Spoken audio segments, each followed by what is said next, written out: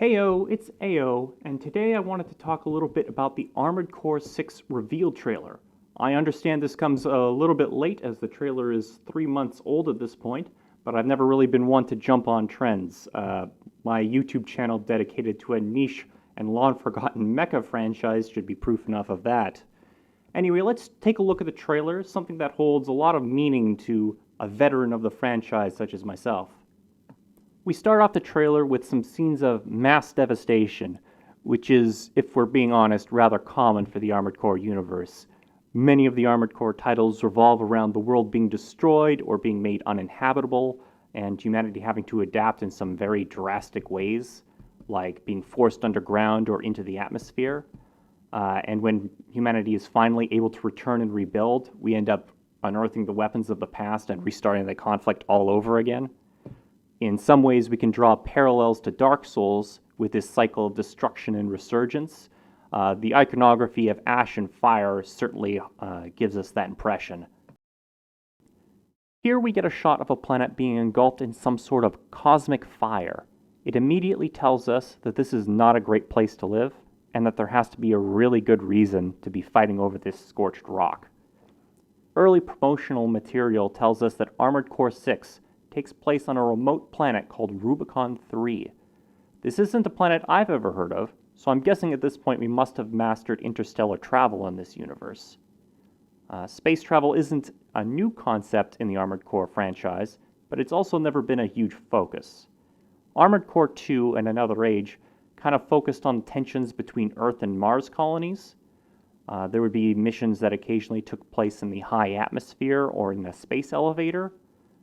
Beyond the odd mission here or there, though, titles tended to take place on Earth and Earth-like planets, with little to no mention of space travel.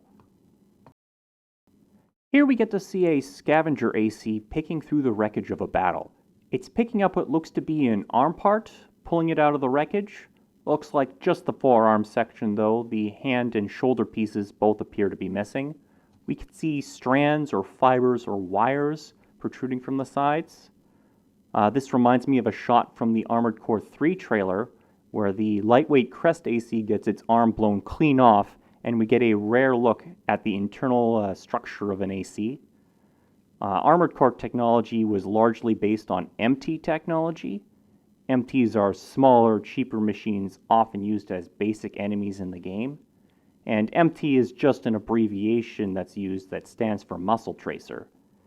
Very little is mentioned about Muscle Tracer technology in the Armored Core universe, but we can hazard a guess from the name alone that it involves some sort of upscaled, muscle-like structure that makes the whole giant robot thing not only work, but also makes it practical in this universe.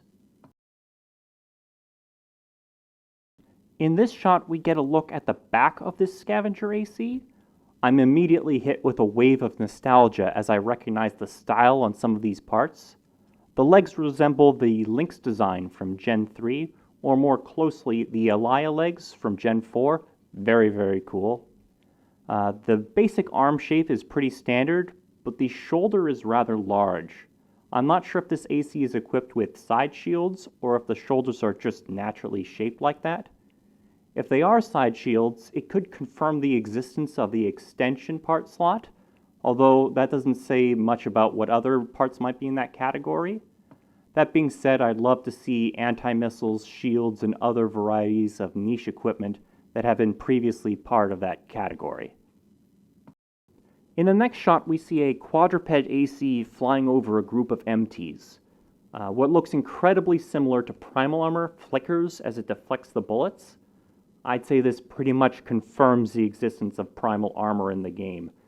Primal armor being a key piece of defensive technology from Armored Core 4. This was the most powerful generation of Armored Core, where an AC could be regarded as a godlike weapon of mass destruction. However, it's also possible that this technology may not be functionally the same. Perhaps it's more limited in its defensive abilities.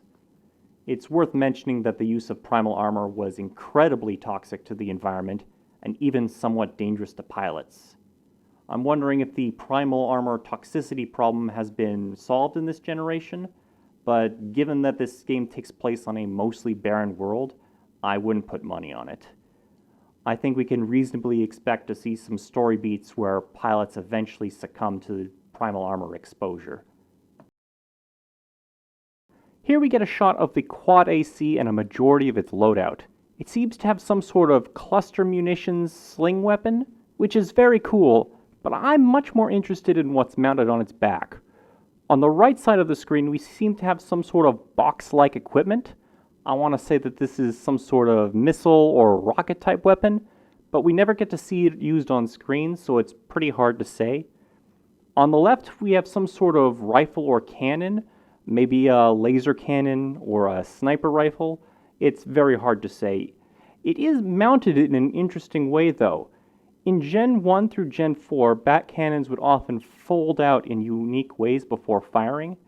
However, at this angle, I'm having a hard time imagining how this would fold out if it is indeed a cannon-type weapon. If it really is a handheld rifle we are looking at, this might imply the return of the hanger weapon system from Armored Core 5. As a refresher, AC-5's weapon loadouts were distinct from the previous 4 generations. Unlike the previous generations, AC-5 had minimal differentiation between the types of weapons equipped in the arms and on the back. For example, in Armored Core 5 it was possible, and oftentimes practical, to equip 4 rifles that functioned the same. Cannon-style weapons were still present, but could no longer use the hanger system. This means that cannons had to be equipped in the arms, and if you wanted to switch weapons, you first had to drop your cannon for the mission. Missiles and rockets also no longer existed as a back weapon, now being installed in the shoulders of the arm. This different loadout method was a big change for the franchise, and I still have mixed feelings on its implementation. However, if the other back unit turns out to be a missile or rocket weapon, then maybe we're looking at some sort of hybrid system between Gen 5 and earlier generations. Perhaps all weapons might be the type to be back-mountable? These are questions that keep me up at night, and I'm dying to see some gameplay footage at this point. Here we see a missile or rocket being fired into our AC. The AC is blocking the missile with a shield. Now note that I didn't say primal armor, because this shield seems to be colored and styled differently. It also seems to be directed more forward. Now, this could just be a stylistic choice, maybe based on the direction the primal armor is taking damage from, but it's also possible that based on the stance that our AC friend here is using, that some sort of energy shield is being used to soften the blow. Shields have been an on and off seen part of the Armored Core universe, so it could be possible. This raises an interesting question though. Is this an energy shield, or is it another type? Maybe it's a primal armor shield, directed outward from the arm. It's an interesting idea to think about since energy shields are rather taxing with their high energy costs. If this is a primal armor shield, does it maybe have a separate resource from energy? Either way, I'm very curious to see what kind of trade-offs using a shield might entail. Next, we are seeing the quad boosting around on the ground and giving us a good look at what appears to be a shotgun-type weapon. We also get a brief look at the boosters firing up on the legs, which is a beautiful detail. Armored Core has some wonderful movement animations from the past. Even if they get overlooked, I appreciate these small aesthetic choices here. Here's a back shot of our second AC charging up what I surmise is some sort of EMP or omnidirectional energy weapon. However, there are some smaller details here that I want to note in this shot. That's the contrast between the two AC designs. I'm only bringing this up now as this is the first time the two ACs have been both on the screen at the same time. Notice that our quad AC from earlier is much more angular and boxy, with a core that shows off the iconic built-in anti-missile system that has been present in the cores of Chrome, Emerald, and Crest from their respective generations. Meanwhile, we see the back of the other AC. It seems to have more rounded edges, something with a more high-tech appearance. This design is more synonymous with the parts produced by Murakumo, Zeomatrix, and Mirage from their respective generations. I have always been a huge fan of the dichotomy between the two distinct design philosophies. I also appreciate that even if the designs are noticeably different, they aren't so different that I'll feel weird mixing and matching parts from different corporations. Also, based on these two AC designs, I'm making an educated guess that the world of AC6 will feature two major corporations at odds with each other. This isn't a huge leap in logic, with the exception of Generation 4, which featured many powerful corporations, most focused on the conflict between 2 or 3 major powers. Here we get a dramatic shot of an AC sporting a pile driver type weapon. This looks remarkably similar to the parry blade weapon in Gen 3 and 4. They are known for being very difficult to use, but capable of dealing ridiculous amounts of damage, sometimes being able to take out an AC in a single strike. This is a feat that few other weapons in the universe can claim. If I were a betting man, I'd put money down that the EMP style attack this AC used earlier is making that parry blade strike a lot easier to land. It happens really dang fast, so it's really hard to tell how the EMP affects the AC, and I'm curious to see how this weapon would work in-game. Maybe it's some sort of long stun effect, maybe it interferes with the enemy's generator or booster performance somehow. At this point, it's really hard to say. Here we get a dramatic shot of a large MT or arms fort bursting through a wall or some kind of debris. It's clearly not just falling into it. We can clearly see some booster trails on this massive unit. Giant enemies aren't that new to the Armored Core games, but I can't think of any humanoid types that move this fast. This apparent mobility has me excited to see what kind of boss fight this guy is going to give us. Here we have a shot of another mechanical abomination of war. It's a bit harder for me to understand exactly what I'm looking at here though. Maybe it's some sort of large MT, but we can clearly see what appears to be an AC-like unit at the center. Now I have two very speculative ideas as to what this might be, and I'm just going to throw those ideas at the wall here. My number one guess is that this is some sort of special mission-specific equipment, something akin to the Vanguard Overboost unit seen in Generation 4, except this would be for like overwhelming offense instead of speed. My second guess is that this is some sort of culmination of a sort of story arc involving an AC pilot giving up more and more of his humanity in order to pilot an advanced machine. This wouldn't be a reach for the Armored Core franchise, where Human Plus is a thing.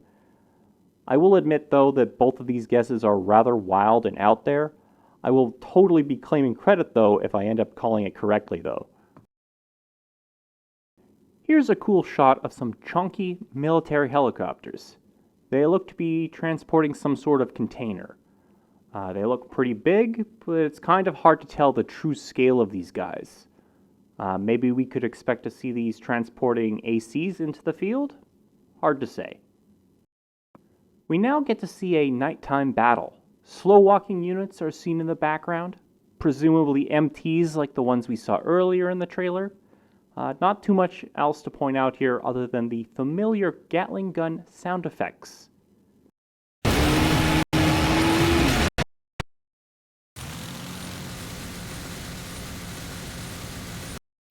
Now here we have an interesting shot, and one that I totally misinterpreted on my first viewing.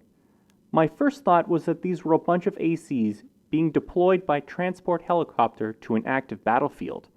It really reminds me of the new game cinematic that plays at the start of Armored Core Nexus. The eye light being switched on is a mechatrope that tells the audience that the combat is about to begin in earnest. However, there's a couple of things wrong with my initial interpretation. Number one, none of these ACs seem to have any weapons equipped, so chances are this is more likely a factory or base delivery. Number two, that red eye light, it isn't actually coming from the eye.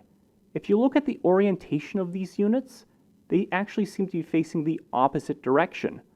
We wouldn't see the red eye light from this angle. If we look a little closer, that light seems to be coming from the unit mounted on the back of these ACs. Given the red light present in the earlier scenes, when they were washing over that planet from space, I'm guessing this back unit has something to do with the special substance that is central to the conflict of the game. Perhaps it is some sort of special weapon, or maybe a type of advanced AI unit. Not too much to glean from this shot. Our AC is retracting its pile driver unit, now covered in what appears to be either blood or oil, and it looks badass. Now this shot confirms some of my earlier thoughts in regards to the weapon loadout. We see our AC equipping a hanger-mounted weapon in a very similar way we've seen in Armored Core 5. I still want to hold on to my theory that this loadout system may be a hybrid between Gen 5 and earlier loadouts. However, this may just be wistful thinking. In this shot, we see some sort of face guard flipping over the head of our AC. The head part in Armored Core games has often been associated with radar, stabilization, hacking, scanning, and other various sensors.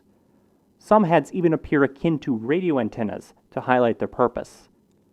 This face guard harkens back to a similar shot in Armored Core 5 trailers, where the front face of the head opened up, presumably when switching to scan mode. However, it's unclear if we should expect a return of the scan and combat mode gameplay we saw in Armored Core 5. This may just be a cool cinematic shot showing that the unit is ready to get into a serious fight. And that's it.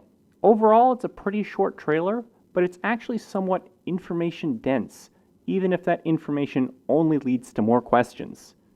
From what I've seen, Armored Core 6 looks to be drawing on many historical concepts and ideas throughout the franchise. We have a couple of AC designs that harken back to the earlier games.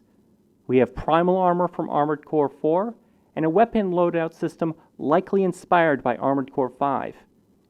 I have many questions at this point, but I'm doing my best to be patient as we all await more information. I hope you all could tolerate my mecha ramblings. But if you enjoyed this video, maybe you'd also like my video on why side shields are broken in Silent Line. This has been Ao. Take it easy.